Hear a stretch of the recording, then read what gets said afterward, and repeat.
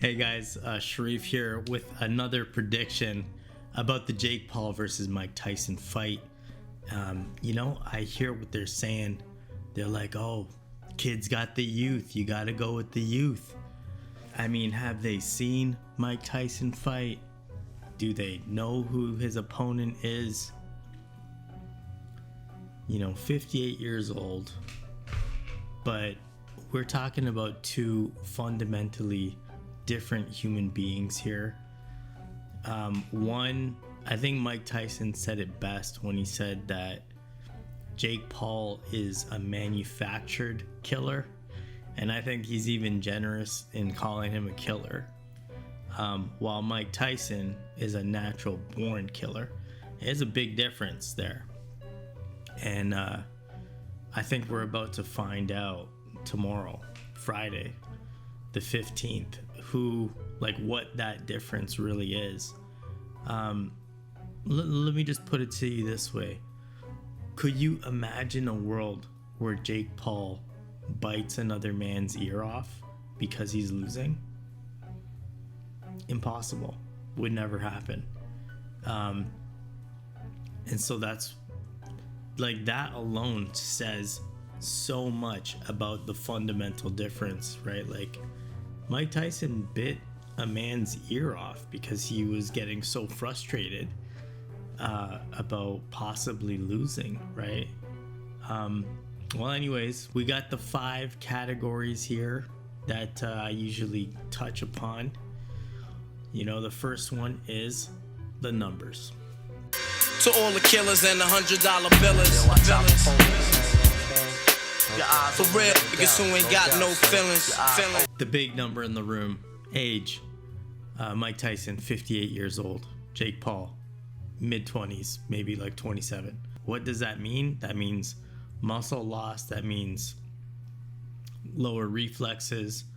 But there is a saying that power is the last thing to go here.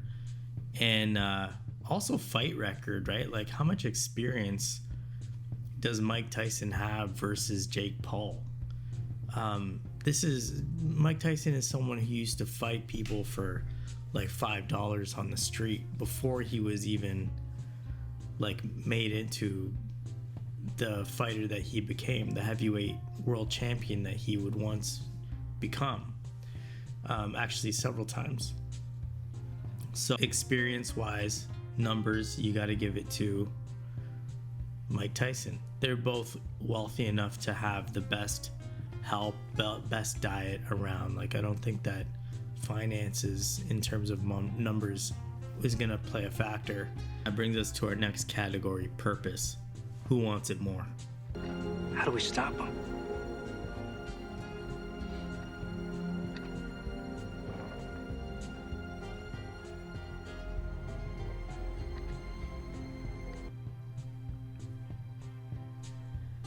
I mean, this fight, for people say Jake, I think they're lying. You watch the Netflix, what is it, the countdown, Paul versus Tyson countdown, and the narrator is talking about, oh, Jake Paul has everything to lose. It's what does he have to lose? Mike Tyson is the heavyweight champion here. He's the baddest man on the planet. He's the one who has everything to lose. Jake Paul has everything to win. Even losing to Mike Tyson is a flex. That's a brag in and of itself. So I think if you're gonna say who wants it more, I honestly believe that Mike Tyson wants it more, because he has all that legacy to defend. What does Jake Paul have to defend? He's literally gaming the system. He's always a leg up over every opponent. Even Mike Tyson, he's coming in much younger, right? So yeah, in terms of purpose, you got to give it to Mike Tyson. All right, third category, mental strength. Oh, you think darkness is your ally? You merely adopted the dark. I was born in it.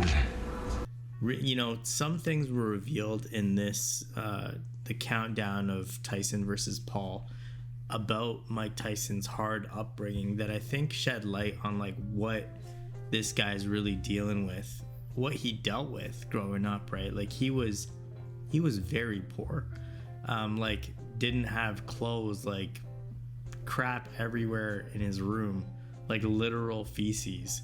Like that's the kind of upbringing that this guy had, and to crawl out of that and to become what he became took a tremendous amount of mental strength and fortitude.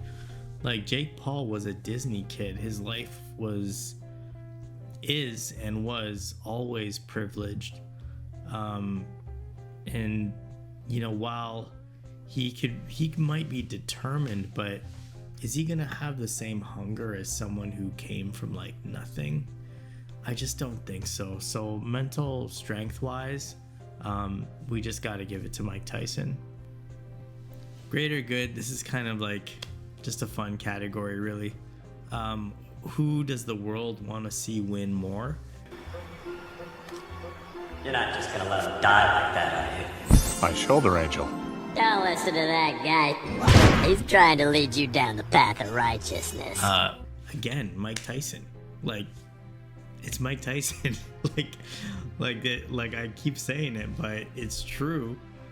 You know, Jake Paul has not always been a great person. Like at least Mike Tyson, even in his worst state, when he was like the most rowdy that he's ever been, he was channeling it into a sport where that kind of behavior was allowed, you know? Jake Paul had like a privileged life and was going out of his way to be a jerk.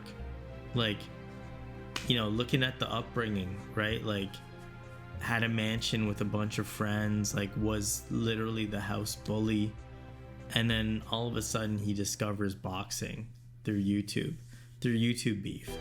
And you're telling me I am a surgeon! I am a surgeon!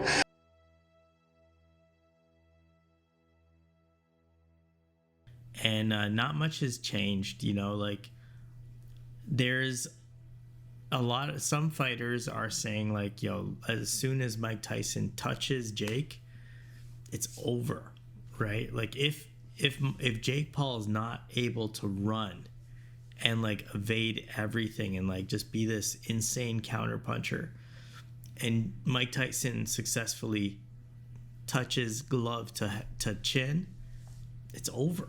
There's nothing substantial to it. It's hollow. It's hollow. It can be profitable, but it's hollow. And I'm noticing a trend in young fighters coming up that are not even interested in competing in the amateur scene, or rising up to win a national title or a European title or strive for a world title, or even thinking about pro titles in the world game. Do you know what I'm saying? You need the gold on the waist. You need to etch your name on the belt. Yeah, if Tyson's taking a dive, it's the favorite, but if Tyson hits him, it's over.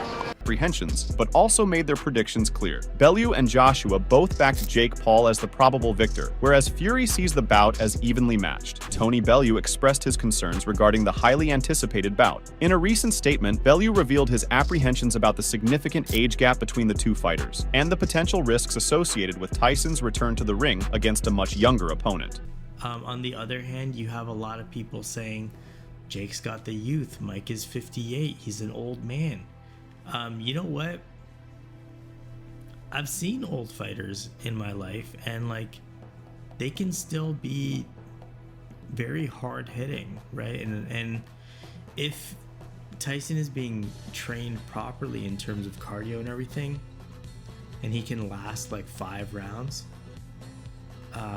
I think in that 5 rounds he will connect with Jake. And you know, I'm not really sure about a knockout, but I do think that Mike Tyson will show that he's technically better and the more sophisticated boxer.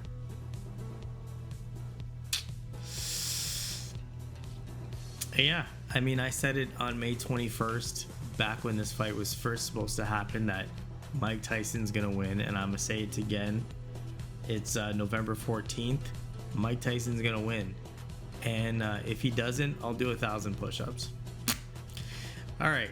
So what do you guys think? Do you think I have it wrong? Do you have like some reason to believe that Jake Paul's gonna win other than youth? Right? Like, let's not pretend he's like the best boxer. He couldn't even finish Tommy Fury. All right. So let's not believe the hype machine, which is just favoring whoever has money, which happens to be Jake Paul right now. And yeah, did I miss anything about Mike Tyson? Why do you think he will win? Why do you think Tyson will lose? Let me know in the comments below, and I'll be back to gloat when Tyson beats Jake Paul tomorrow. And we'll talk later, man. Peace. And I do think that the older generation wants people to see Mike knock me out, but at the end of the day, I also have the kids, the middle schoolers, the high schoolers, the college students rooting for me and want to see me and Mike. No, I really like Jake a lot, you know, but once he's in that ring, he has to fight like his life is dependent on it, because it will be.